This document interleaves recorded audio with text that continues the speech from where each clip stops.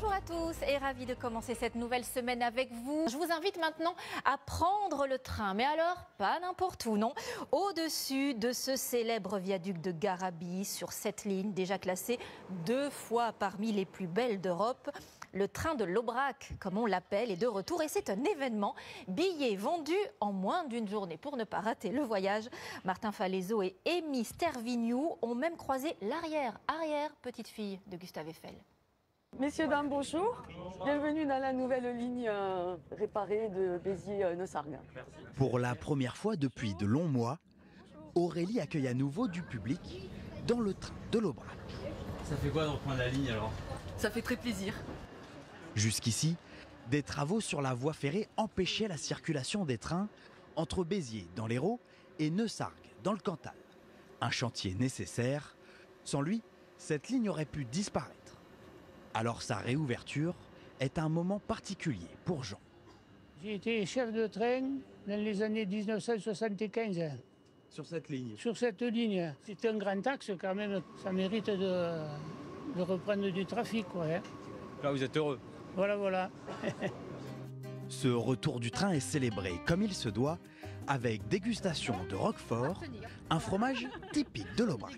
Merci à vous. Ils sont chanceux, dis donc. Oui, bien sûr, ils sont chanceux. Vous voulez déguster aussi? Pourquoi pas? Allez. C'est le train de la gourmandise. Mais le spectacle s'admire surtout par les fenêtres. Cette ligne qui traverse tout le Massif central est l'une des plus belles d'Europe. C'est très beau. Surtout cette partie, on a une vue vraiment sur l'horizon, c'est très bien.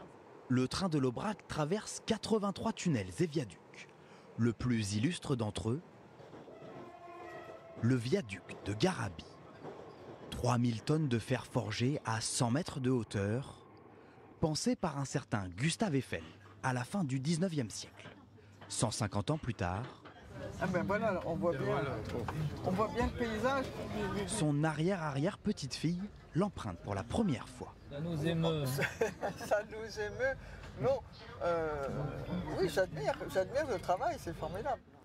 Grâce aux importants travaux récemment financés par l'État, le train peut traverser le viaduc de Garabi, mais aussi desservir à nouveau les petites gares de la ligne. Il est de retour, ça fait plaisir après 1 an et demi d'absence.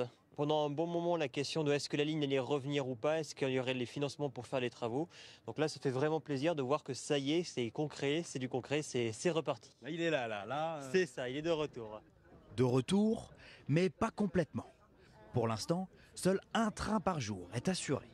Pour cet élu local, il en faudrait 6. Pour nous maintenant, la suite logique, c'est d'avoir plus de trains pour augmenter encore la fréquentation sur cette ligne. Cette ligne, elle est vitale pour le territoire du Massif central et en particulier pour les territoires ruraux.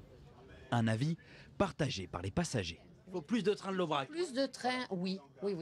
Ah oui, pour la ruralité a besoin de ça. Nous, on est dans le rural. Une ligne ferroviaire rurale, mais nécessaire. Chaque année, plus de 180 000 voyageurs empruntent le train de l'Aubrac. Tout de suite, c'est la météo d'Evelyne Delia, puis votre feuilleton Plus belle la vie, encore plus belle. Très bon après-midi à toutes et à tous et à demain.